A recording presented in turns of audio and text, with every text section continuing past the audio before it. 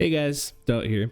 I decided that I wanted to get more green and blue ore to get heirlooms built up on some other classes that depend on specific stats a bit more. These classes are Cryo, Pyro, and Priest. So I got into my Druid and put on a bunch of kitted greens that I found throughout playing the game, and a blue lightning staff because that weapon specifically is really key for Druid's damage. As far as stats go, I made sure to get the will perk first for 2 trees, intelligence perk second so the tree cooldowns are lowered, and then I stacked stamina.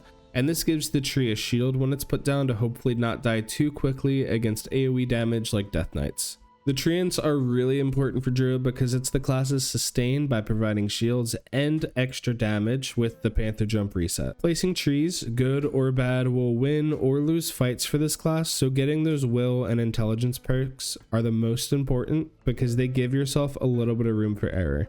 But just a little bit. Stamina is 100% my favorite third pick at this point because I'm getting more health so I can tank a tiny bit more to get more damage off in Panther form. And I do just want to say that I could have gone with the dexterity perk here if I min-maxed, but honestly I don't think I needed it too much. It's nice to have sometimes, but in solos it feels slightly like a bait perk because you should be able to hear around you anyway. And if someone catches you off guard, well, that honestly could have happened in the couple seconds that you didn't have the wall hacks anyway. And now I have more stamina and health to help me deal with it. But if you like the dexterity perk, I'm pretty sure you can min-max all 4 perks in green and blue gear, and go ahead and give it a try out. I like stacking stamina at the end. Anyway, let's get into the games.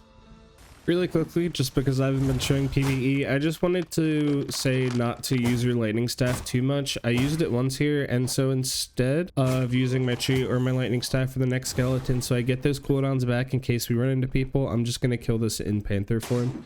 For the most part, if you just like use a tree and save the other tree for PvP, you should be good. Just don't go using all of your resources before you get into a fight. And we ran into a rogue here and he stealthed when he killed a mob. In case he had the second dexterity perk, I just put a tree down on me, so that way if he ran into me we'd get a shield and we'd be able to start dealing some damage. But instead he just ran away. That's fine, we're just gonna chase this guy and slowly whittle him down. Rogues are not one of the best fights for Druid, but at the same time, if he doesn't all in me, it just makes it really easy. And honestly, the reason that I started building stamina instead of dexterity was because of rogues and swordmasters. This actually gives us some sort of dueling potential against them if they do all in us.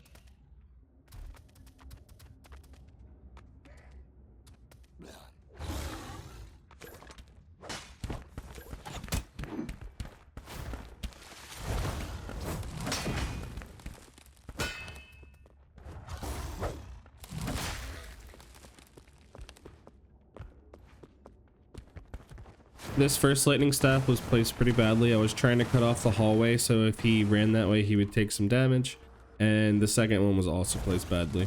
It's fine. We still have a panther in a tree.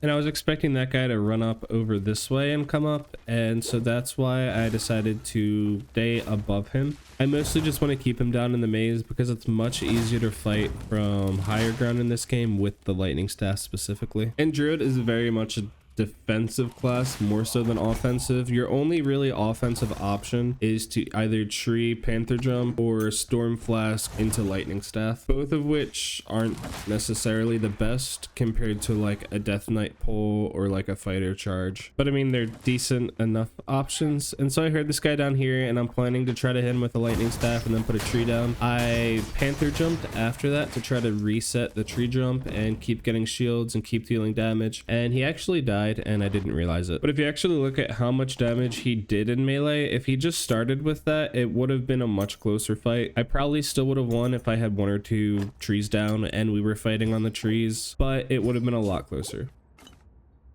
And I ended up playing 2 games last night, so that was from the first one. This is the second one, and it's a little bit dicier of a situation. I see a player up here, and I decide to engage in the fight, and he's just playing around with a door. We're dealing a ton of damage to him, but it never really goes anywhere because something else comes up first. So as I open this door to start to actually finish our fight here, I hear somebody drink a potion behind us, and I don't want to be in between the two of them. And so I could either push this first fight in front of us or immediately turn. And I decided to immediately turn since this guy has to heal up. And so we didn't necessarily get the tree reset here, but we are hitting him with the tree. We're getting a ton of shields. We're doing damage in Panther form. We're basically still at full health. And I feel like at this point, this guy's either at half or less. And since he was bandaging, instead of doing anything else, we just jump on and try to finish him as a Panther.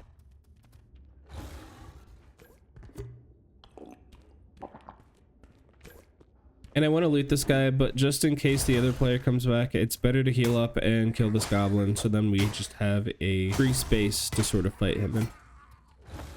Alright, and he's back here, and since he's as close as he is, I'm just going to do the basic tree reset combo and try to get as much damage off as I can. When he's glowing red, that means he's healing every time he hits you, so just back up a little bit. He shouldn't be able to keep up with you too well. And now we place another tree and do the same thing again. And I think he got a couple decent blocks off there, but at this point the fight's over. We're just going to back up and use our lightning staff to finish him.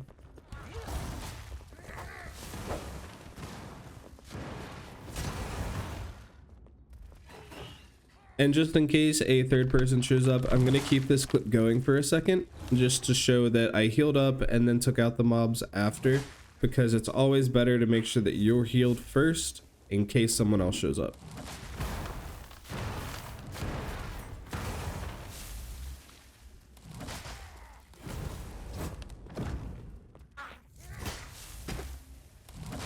I also don't know how this fire didn't hit me, by the way.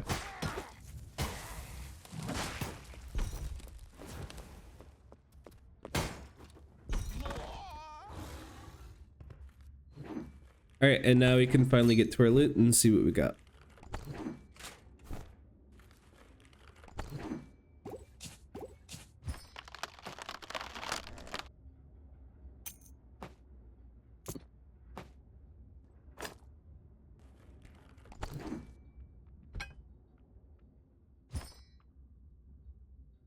All right, and this feels like good enough stuff for me to break down. I did run around and try to find some other fights just for the YouTube video to add it and make it longer, but I didn't find anyone else. So I ran over to a static exit knowing it was going to open soon.